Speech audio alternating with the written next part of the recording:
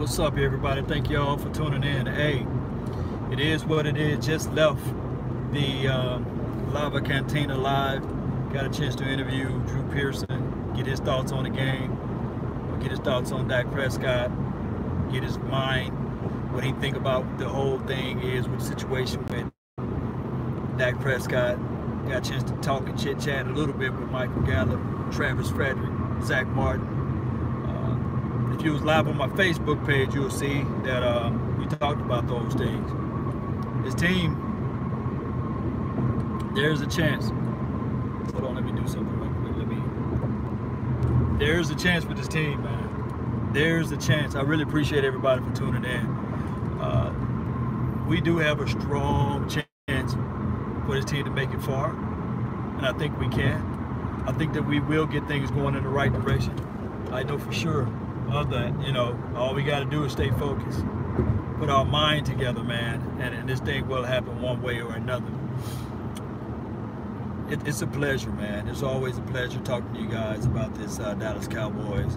I really think that Drew Pearson himself said that the Cowboys want to win 23-17. It's going to be a tight game. He made his prediction. You know, I always listen to the legend. I'm just pretending to be a legend, right? He is the real legend, right? Thank everybody, man, for tuning in. But we will see, man. I can't wait to go home and show you guys the clips that we have, and we should be going somewhere else tonight too. So really want you guys to stay focused, keep it level-headed, and this team is going far. I do know that we look at the first game and we say, oh, it's doom and gloom, but I have a feeling that this defense that we see out there on the field, man, is going to elevate this team. The defense is what we need to worry about. The defense, that is going to take us to levels and beyond. But if you want to see Drew Pearson, if you want to see Zach Martin, Travis Frederick, Michael Gallup, just go to my Facebook page. One of the reasons why I didn't post it to YouTube, because we had a lot of live music in the background. You know how YouTube is, so I didn't want to go live on YouTube and they say, okay, you listen to yin yang and things in the background, and they turn your whole channel off and crazy stuff like that. So I went live like 95 on Facebook panel, and it's going to look good, man. And I got some opportunities. I'm gonna have to turn it down because I got so much things going on that the guys there was going to let me in on the game tomorrow. But you know, it's too hard, man, when you got family and stuff like that. You really can't do what you want to do as it relate to like going to the games and stuff like that. It's a late game, it's at 7 o'clock. But I know some people would live to be at the game, and whether win, lose, or draw, the true friends that's out there would live to be live at the game. But I might have to turn them down. I'm gonna see how the things play out. But you know, especially being behind the players bench and all that stuff, man, that's dope, man. That's real dope right there, man.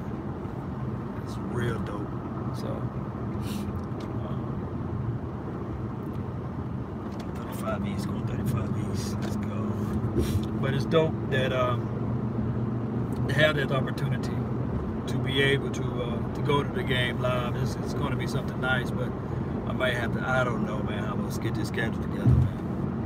Shout out to y'all, man, that been following the channel for a long time, man. Don't forget to smash the like button, subscribe to the channel, share this content, and let's get ready, man. You know, time out to be upset and mad at the world, right? Time out for all that. I want to hear you guys coming back saying that, hey, win, lose, or draw, I'm down for this team, man. Silver and blue nation all day, man. That's what I want to hear. I mean, we can't win them all. I know we want to, but what I'm looking for tomorrow is even if we lose, and I hate to say that, but as long as we're competitive, we still have a long way to go, man. The season is not over until next year sometime. So if we can just stay focused, man, as fans, man, I believe in positive energy. I believe in positive prayer. You know, sometimes it takes prayer. People will laugh and scoff at the idea, but sometimes it takes that. Sometimes it takes the ability to think and elevate your mind to those things, man. Be positive. The world is bad enough, man. We talking Cowboys, but some deep stuff going on in this world. Some people don't have lights. Some people don't have running water. Some people can't afford to even pay their cable bill and have TV on, you know. So we blessed. You guys blessed to be even on this channel, man. I'm blessed to talk to you all. Let's be positive, man. I really think, after talking to Drew Pearson, man, he was really hard on Sean Lee. He was saying that when he played, of course it was a different era, but they didn't believe in having awful preseason. Preseason is get you ready for the season. Now, if you started off on the season and you're trying to get ready, then you're already behind. And I believe, I said, man, that's what I'm talking about. And then he asked me, he said, Law, what do you play? What do you play? I said, I play safety. I play defensive back. I was at the back of the field. I'm on the defensive side of the ball. That's why I love defense. And he was going into details of saying that, okay, so what did you do in order to prepare? How did you get your mind together? And I told him, I practiced. And he said, yeah. He went into details of that aspect. Practice don't make perfect. There's no such thing as a perfect player. There is a such thing as practice make improvement. You can always improve on yourself. By these guys not practicing, we didn't get a chance to see anything that was improved from last year. You can't play scared, and they're gonna have to learn on the curve, and that's just what it is. Now, I wanted to talk about like Jason Garrett. Jason Garrett talk is this right here. We know that most of us don't like the clapper. Most of us don't like the ideal of Jason. He's the same guy. He always, how you doing, guys? We're gonna hear that tomorrow. We're gonna hear that all throughout the following weeks. But by us being mad about it, by us crying about it, whining about it, throwing temper tantrums about it, won't change the aspect that Jason Garrett is still the coach. It would never change that. And Jerry Jones, he's a salesman. So he's always going to sell the ideal of the Cowboys. They're going to be 90,000 strong tomorrow up there at that stadium. Win, lose, or draw, it's 90,000 folks. And even if it's not all Cowboys, it's going to be 90,000 Giants fans or something like that. Or half of the Giants fans going to come to this game. So as we as Cowboys Nation, we got to represent. We got to show up and be there, be crunk. We don't have to throw them hands. Our rings provide that. We got 5 Super Bowl rings. I know it's way in the 90s. But all we got to do is just stay positive. Be out there in the mix. Be ready for it, man. You guys know what I'm talking about. Let's not get this thing twisted, man. You guys know how it goes. Appreciate you, man, for tuning in, man. I didn't read your comments because I'm driving, so you know how that is. You know, it's a big no-no. So, but this is the thing. Let's keep level-headed, keep focused. I'm talking to you guys because there's nothing on the radio. Nothing on the radio at all. So I'm talking to you guys, giving you guys what I'm thinking, what's on my mind, what's on my thoughts. You know what I mean? I really appreciate you all, man. You guys motivate me, push me. It's funny how life works, right? The guy that you think that's putting the material out there for the people, but the people in return are putting the material, and the guy that's putting the material out there. I know I'm not the greatest of everything, but I try to be the best. And when you try, then that's when everything else will open up. Those who out there who got an interview in the following weeks, I always say this, man, just stay positive. Say that I already got the job. I know that somebody else already got tons of degrees higher than me. I know somebody got more experience than me. I know that some people got a better background than me. But if you go in there and give your best, sometimes that feel, that vibe, that energy sprinkle down from wherever, and it goes into the ears and the hearts and the minds of the person that's interviewing you. And they say, you know what? I'm gonna give this guy a chance. And that's what I'm talking about. The reason why I became who I became, not the sharpest guy in the world, but I have determination. And that's the same thing with this team. I think that Dak Prescott, although it's not making excuses for him, not the sharpest guy in the world, he's not the worst quarterback in the world either. nor the best. He's in the middle of the road.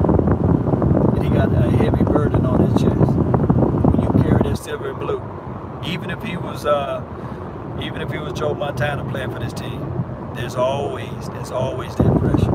There's no other NFL team that's on the spotlight like we are. You would think that the Cowboys won the Super Bowl last year because they don't even speak of the Eagles of the world. They don't even speak of the Giants of the world. They don't bring those teams up. They don't. Watch First Take. You would think that there's only 4 or 5 teams in the NFL. Cowboys being 2 of the 4 or 5 teams. Because they talk about the Cowboys left and right. And all of the exposure out there. Damn it, if Ezekiel Elliott speak gum on the sidewalk, they're going to be like, okay, Ezekiel Elliott is a horrible guy because he spit gum on the sidewalk. So we always scrutinize, chastise, and brutalize, and all this stuff. All we got to do as the nation, if I could just change 3 or 4% of you all to think positive, that 3 to 4% can change the world almost, right? Oh, man. Yes, indeed, man. I really appreciate all you guys for tuning in, man. Thank you for subscribing to the channel, following the channel. So that you guys 11 minutes strong on this thing. Represent the nation. Rep that silver and blue all day, even twice on Sunday. Put that silver and blue on, man. You guys know how it is. People live for this moment. I live for the moment to live in Dallas, man. Growing up in Mississippi, small town, where everybody know you by your first and last name, right? Everybody already think that they know what you're going to become. That's the thing in small cities, they kind of put you in a box, right? That's what it is, man. It is what it is. This is like a documentary.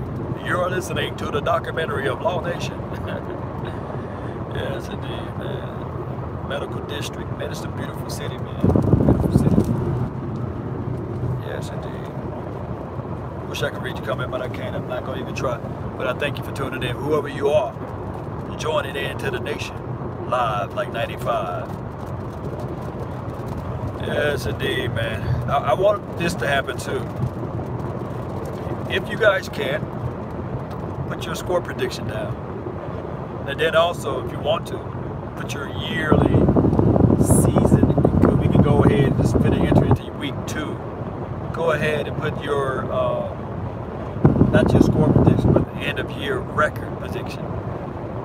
Are we going to win 8 games? Are we going to win 7 games? Are we going to win 11 games, 12 games, 13 games, right? 15-1, all right? The way we looked the other day, I don't think nobody gonna put 15-1. It'd be crazy if somebody put 16-0 and we already lost the first game. But we're gonna get this thing going, man. I always believe in that. You know, I always leave you guys with, if you want a thing bad enough to go out and fight for it, or to give up your time and your peace and your sleep for it, if all your desires of it makes you quite mad enough that you don't get tired of it, and it makes you hold all other things tawny and cheap for it, if life itself seems empty and useless without it, and all that you scheme and dream is about it, if you'll gladly go out and sweat for it, or fret for it, and plan for it, and lose all terror of God or man for it, if you will simply go after the thing you want with all of your capacity, strength, and scarcity, with faith, hope, and confidence, and stern pertinacity, if neither cold, poverty, famish, or fame, or sickness of body or brain can turn you away from the thing you want, if dogged and grim and besieged, and beset it with the help of Almighty, you will get it. You guys can memorize that, study it, write it down, tattoo it in the heart, and you accomplish just about anything that you want in this life. I remember earlier today I was talking about a 1995 Honda Civic. I mean, yeah, it was cool and all, you know, black tint. Got a chance to put some alloy rims on there, change the manifold out, put a cold air intake on it.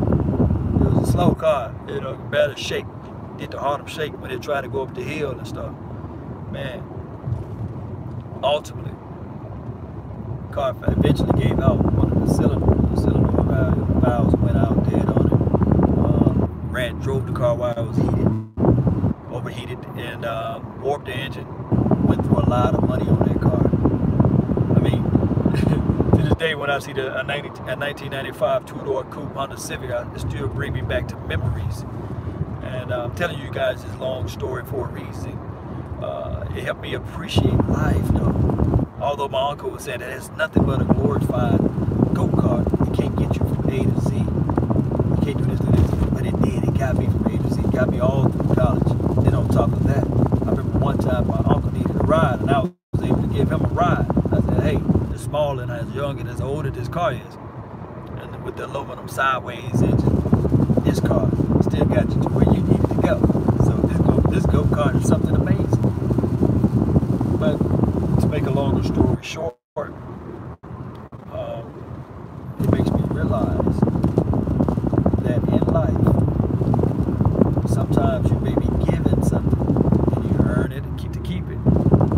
And although it's not the best thing that you can have, some of you guys can relate. Some of you people are just going to shoot your head because you haven't lived through those experiences yet. But if you can appreciate the thing that you have, then when it get down there towards the end, when you are able to get cars, it was like a 10-second car, or I can go on any lot and give me an 8-cylinder or 6-cylinder car now at this time, and God has blessed me that way. But now that you are able to understand that, understanding your beginnings, that humbles you in the sense that you didn't take that car for granted. Now God can elevate you and push you and motivate you to get something that's even better. And what I'm saying is, Cowboys Nation, we can fall into the traps of the minds of saying that, hey, the quarterback that we have is just so horrible. But we should appreciate it, because 2015 was despicable. We had multiple guys. We had a first-round draft pick on that team.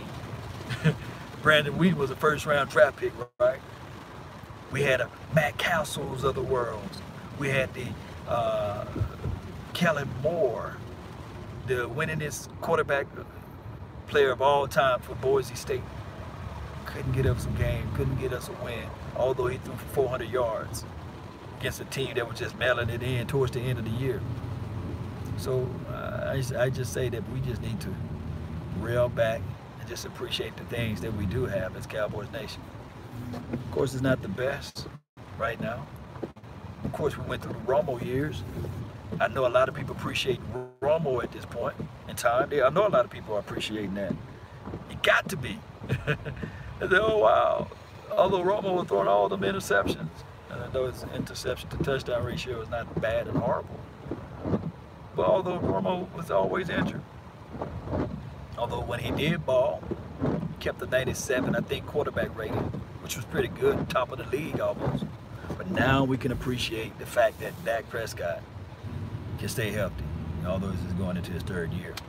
But now we can look back and also reflect on Romo and say, man, we had a gym. If we was able to not call Tony Romo Tony Ono.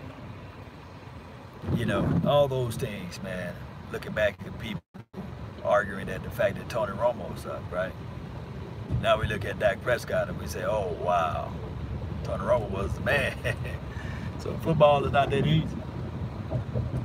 All right, Carl, make your move. But football is not that easy, though. And it's one of those things where now, and I'm talking about now, we just have to stay focused, man. Bring everything home, bring everything in, and realize this. The sun will still rise tomorrow, hopefully. But the sun will still rise tomorrow. This is my prep talk for you guys. Stay focused. Rep that silver and blue. You know, the same strength and the same mindset that you have when we're losing, when we're upset about everything. Bring it around. Bring it around and have the same fortitude of the mind to know before the game, say we can make this thing happen. We can win this game. A prize fighter, even when he's losing. A good boxer, even when he's losing, he's still swinging. I want us to still start swinging, still fighting. And remember, all through this offseason, I said, don't just finish the fight. Continue to fight and start the fight. That's what we got to do, nation. Stand firm, believe in what we believe in, believe in this team. There's no way but up from here. This is what my guy D-Law said. It's the first part of the year. Yeah. Be safe, guys. Be safe. I see you out there, man. Be safe out there, man. That's what life is all about, man. The traffic is going so slow. Life is all about the opportunities and learning from them. Picking those things together and putting it into a puzzle to make a beautiful, I'm talking about a beautiful canvas. I know puzzle and canvases are two different things. Canvas is a drawing, but you guys get my drift. You guys get my drift. I can't wait till I get home. If you guys, like I said, live with Drew Pearson, it was a wonderful excerpt. I was interviewing him on the slide with the Facebook Live, and he flipped it on me. He said, instead of interviewing me, let me interview you. That Drew Pearson, a character, man. He said, let me interview you. And he said, what do you think the Cowboys should do? And I told him, run the ball with Ezekiel. Don't just give him 15 carries, give him 15 plus. Put the ball in the belly of Ezekiel Elliott and watch how things change. Although, and I gave this analogy earlier on one of my posts, and a guy, a brilliant guy, smart guy, intelligent guy, magnificent guy, right? Somebody, I forgot his name, I'm just gonna call him magnificent guy. I'm being sarcastic in senses. But he was saying, like, Law, how in the hell you compare Ali to Dak Prescott? He wasn't listening. He wasn't being an active listener. I said that the Cowboys have to appear as Ali. They have to do things like Ali did. They had a rope-a-dope when he allowed the opposition to punch them all in the body, punch them all in the face sometimes, but he'll dodge it. And he'll lean against the rope, and every time the guy punches him, he'll lean back and absorb some of those hits. What that was doing, it seems as if though the boxing card, because they scale you per round, it seems as if though the opposition was winning. What he was doing, he was masking everything. He was calculating everything. He was saying that, okay, with this being said, although they punching me, although it seems like I'm finna lose this battle, I'm setting him up for the okie-doke. And the okie-doke was, I'm going to tire this guy out. His blows. Ali, even though he's saying in an interview, I remember hearing Ali was saying, oh man, although these blows sting, they hurt. I'll lean over to him when the bell rung. You hit like a baby. I know some babies that can hit harder than you. You know, float like a butterfly, sting like a bee. Ali was telling to the opposition, man, you hit like a sissy. You hit like a punk. You know what I mean? And he could feel those blows as they get softer and softer each round. And then he started doing this thing right here, started shaking the gills off of him. You know what I mean? And then that's when Ali laid in on him and he knocked the man out. That's what you got to do. Although it appears that Ezekiel Elliott getting 3, 4, and 5 yards. Oh, when I saw Travis Frederick earlier today, that boy's still big. Although, and I'm gonna go back to this point, although we would say to ourselves, it seems as if though Ezekiel Elliott's getting 5 yards, 4 yards, or what have you. He's not penetrating the giant. It's just like the rope-a-dope theory. That big old boy snacks and the other guy that's on the inside. They losing their strength. They don't have the rotation like they used to. You know, Olivier Vernon is out. However you say that man's name. And you keep pounding at him. You keep pounding. You keep pounding. And then what's going to happen is that 5 yards or that 3 yards is going to turn to 13. That 13 yards is going to turn to 20. 20 yards can turn to, you know, Ezekiel Elliott can take it from 0 to 60 real quick. That's what's going to happen if they continue with that philosophy. You can't bail out quick. You got to understand with a running game and I guess, decent quarterback, that you can't win it with the arm. That's what Tony Romo game was. You win it with methodically moving the ball with the chains with Ezekiel Elliott. And also, please be smart with the ball. Don't try to get the ball first, Cowboys Nation. Defer the ball. Defer it. Put our defense out there first. So for at once, we know we got a coin in our back pocket. And that coin would be, hey, second half we get the ball first. You know what I mean? We get the ball. And while everybody's still getting their nachos and cheese, whatever, during halftime, we're just gonna run it right down their throat with Ezekiel Elliott. That would be the philosophy. That should be the new philosophy. I do know that Jason Garrett loved to get the ball first. Collectively, we love to see the offense. Offense always drive home to everything for ourselves and marketing. But if we want to be the best defense out there, man, let our defense be fresh. Let the opposition have the ball first. Let them try to do their little fresh little plays so that my guy Cheeto or Woozy get that interception. Pick that ball off number 24 so we can get this thing going. Yeah. I don't know whether or not Garrett is the guy. But I do know right now he's the coach. We can cry about it and say that he's horrible, despicable, he can't do this and that, but that's not going to change anything. Man, been in this league in Jerry Jones' office for at least, I would say 11 years. At least 11 years. That's a long time. That's a long time. And he should be able to just snap things like this by now. I mean, after 3 years, 3-4 years, it's time to say, okay, put up everything right now. But I remember hearing an interview with Jerry Jones. Yeah, I think we went 2 years in a row, 5-11, and he said his greatest regret was not giving Shane Gailey enough time. Now I'm wondering if, like, when all this is said and done, would his greatest regret be the inverse? Will it be giving Jason Garrett too much time? This is what should have been done, and I think that we would have been better this way. Hear me out. I think that any reservation that Jerry Jones had towards Wade Phillips, and I know we can't change the past, we can only talk about it and explain about it, right? Explain, not complaining, we explain it. If Jerry Jones would have did this, hear me out. If Jerry Jones would have said, okay, although my greenhorn guy, Jason Garrett, is not ready, let me do this with Jason Garrett. Let me go ahead and make him the head coach. Although he's not ready, let me make him the head coach first. And let me make Wade Phillips the defensive coordinator.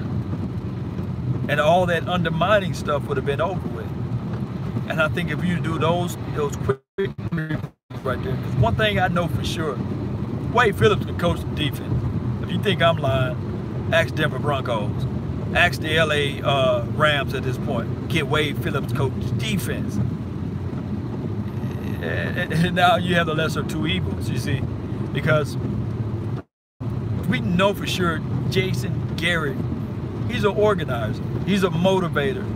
Yes, he's a clapper. But he was on the coach training. I mean, there was some experiences that he just didn't have, although he played football for X amount of years, come from a background, father was a scout and all this stuff. But I feel if they would have made those switches right there, then his team would have been in a better light. Or if we go all the way back, instead of if you knew Bill Parcells was leaving, and you had Sean Payton at that time, and he was like the guru of quarterbacks at that time, and you had he already groomed Tony Romo at that point in time.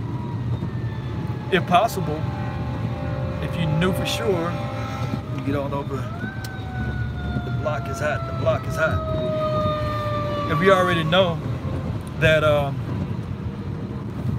if you already knew that Sean Payton, Tony Romo was his guy, can you only imagine that if Sean Payton was able to stay with the Cowboys and was able to actually, this is some good stuff, man. I'm telling you, if Sean Payton was able to let's say, do this. If Sean Payton was able to be with Tony Romo complete career, I mean, how great of an idea that would have been.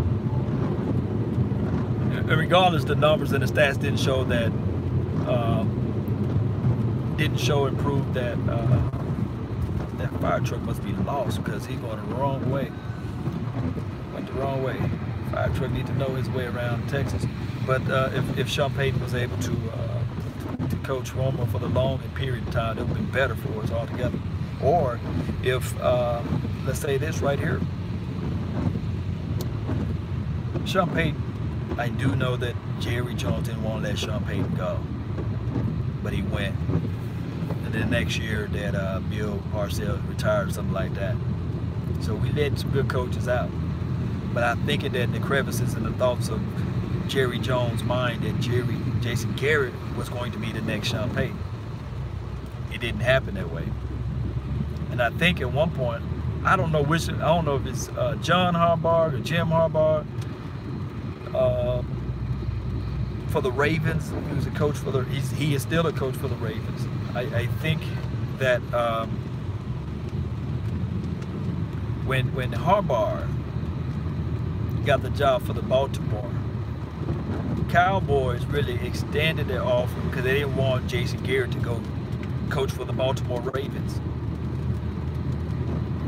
Hindsight 50-50, man. If Jason Garrett was able to coach for the Ravens, we would have had, I believe, the better coaches out there would have been John Harbaugh. So it's like a carousel of coaches that went along around that time when they elevated Jason Garrett to be like the offensive coordinator and pay him the same much as Wade Phillips.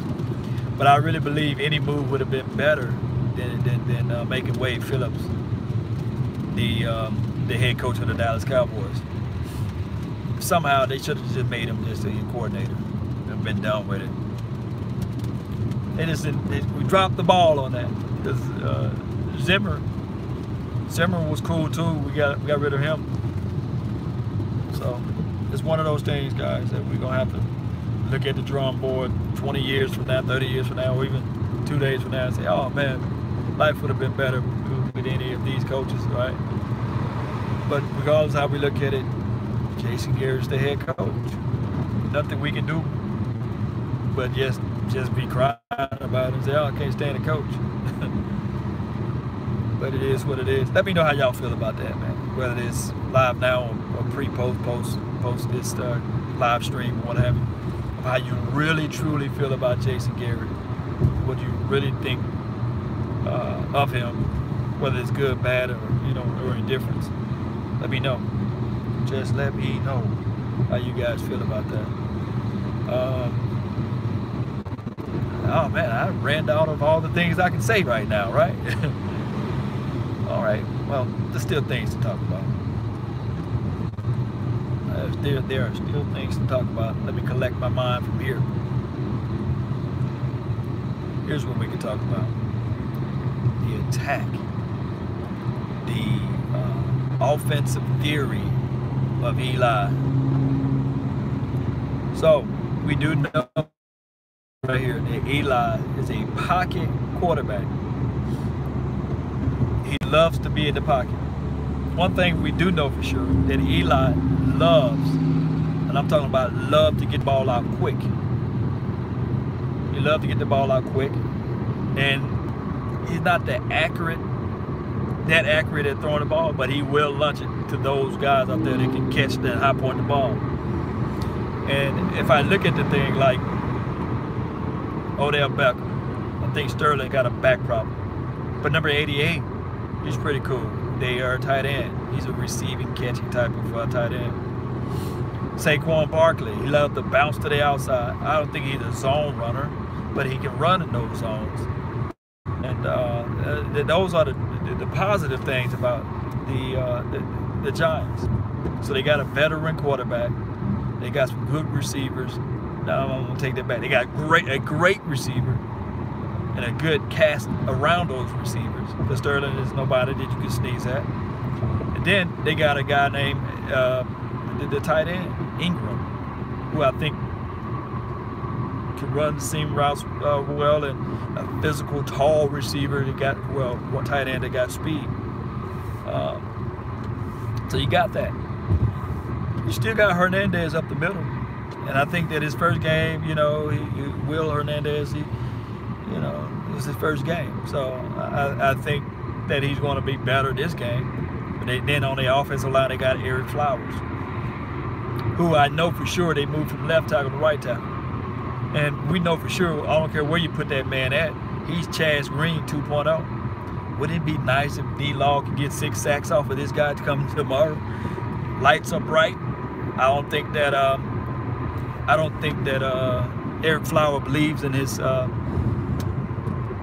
skills, and this is the glory of it. It's funny because Ingram, he's not the best blocker in the world. So now you're going to be limited in a sense, because if you move 2 tight end sets out there, they don't have a fullback that I know of that's anything that would be worth mentioning. So if you look at this thing right here, and I looked at the Jacksonville Jaguars game, if they're going to roll out 2 tight ends, that's taking a receiver off the field. And that's benefit us, because once they roll 2 tight ends in, they go with their 12 personnel.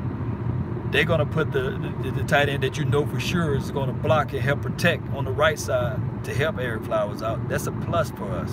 That's a win. That's a slam dunk in the win column, because now you only have probably 2 skilled players out there on the outside, Odell Beckham and maybe a Sterling who got a bad back.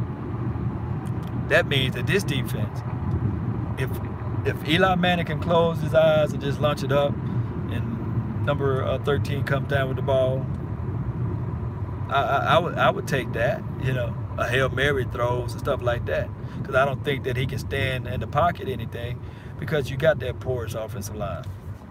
You got that offensive line that don't look like they can do anything out there spectacular. Let me see over here. Oh, I need to go get some gas in this car. Yeah, so I really think that I'm just breaking down the Giants offense. I think they're really going to struggle. Now, what they can do to surprise us is special teams. As bad as we felt like the team played yesterday or last week, the major factor, and I told this to Drew Pearson earlier, was the actual special team. When they did that long kick return or punt return, they was on their side of the field. And what the other thing that opened up the offense for the Carolina Panthers was the read option play or RPO play that Cam Newton possessed. If Cam Newton was just only relegated to the pocket, his score would have been like 8-8. It would have been that horrible of a game. So I really think that as much as the Giants fans love Eli Manning, I don't think that he got RPO plays in his pocket. I don't think that he got run pass options in his pocket. And they're going to have to challenge his field.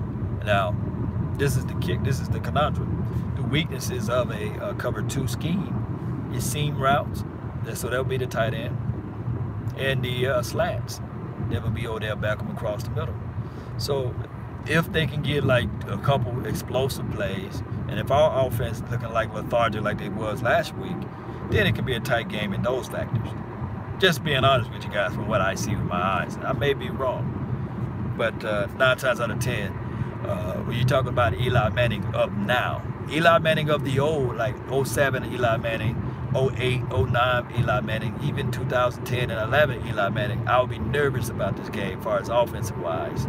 But modern day Eli, he's going to give us a gift. Now, when he give us the gift, we got to receive the gift. Meaning that when those opportunities come, and they will, I know because it's Eli. He's going to launch, he's going to close his eyes and launch it up as a prayer. And if our guy number 24, and if our guy Byron Jones, all of the off-season camp hero, if he's not able to get that ball when the opportunities are there, then it's shame on the Cowboys. We have to figure that out. We're gonna have to take advantages of those opportunities. All right, guys, man, I done made it over here to my destination, man. I really appreciate you all for tuning in to the channel. Don't forget to smash the like button and subscribe to the channel too as well. I heard you can't pump gas and be on the phone at the same time, so I ain't finna blow up. It's not finna be blow up nation right now. So I got to get gas in this car, and it's always a pleasure, man, talking to you guys about the Cowboys every day, even twice on Sunday. Now I can read since I'm parking and driving. I'm just give a shout out to those that's in the chat box, man. Joe, thank you for tuning in. Justin Quarles, Stephen Mack. I glanced and I saw you been here from the long haul. Them boys. Who else we got in the mix, man? Mr. Cartoony has a cool day. Shout out to you, man. Joe Martinez, thank you for tuning in. M, what's up? Can I have a Twitch shout out next time? Yeah, I'm gonna give you a Twitch shout out, man. Shout out to you, Musty Tom. Salute, man. Long time follower, man. You've been in this thing for a long time with me, man. Rolling. That's what I'm talking about. Who else we got? Ninja Nuts, man. Yeah. Tyrone. Yeah, Tyrone is a mammoth of a man. Hey, Travis Frederick is still big. And I asked Travis, what you put on your beard, man? He told me some stuff, man, and I understand what you can, you know. I can barely hear him. But Joe, what's up, man? Let's get this W. God be with you always, Lord. Yeah, Shades, man. What's up? Shades of blue. As long as that dark shades of blue, right? As long as that silver and blue. You guys know how this thing go. And that's all the time I have right now. Don't forget, share this content. I got a podcast. That's LAW Nation Podcast. Don't forget to join in with the podcast, man. I don't know, man. I really think about going to the game, but it's just going to be too much, you know. But I will hook you guys up. Cowboys Experience, shout out to them. Patrick Taylor, Tank versus Flower tomorrow. Ooh, it's gonna be medieval. Yes, Ninja Nuts, it will. It's gonna be nasty. This defense going to bounce back. This defense, I think that Sean Lee right now, he's in the film room right now. Sean Lee, I can guarantee you $1 to a box of donuts. He's in that film room. Rico Gathers, he need to be out there. I asked one of the guys, I said, man, really, how tall is Rico Gathers? How tall is he really, you know? He said he's 6'7". He said he's solid, you know, strong, physical guy. And they just need to put him out there on the field. Put that 6'7". I do know that if you look at the film, Jake Blaurin had a lot of opportunities out there. Dak Prescott was not able to get him the ball, stuff like that. But still, it's just something about Rico. It's just, I don't know if it's chemistry, continuity, or something like that. But I really think that if he can get out there on the field, it'll be everything. But that's all the time I have, really, guys. And remember, you're listening to Nothing But the Bass. Salute. I'm out. Peace. Yeah. Let's get on out of here, man. Jam on out. See if I can find the off button on this thing. I think it's right here. Are you sure you want to end streaming? Yeah. Peace. Thank y'all for tuning in.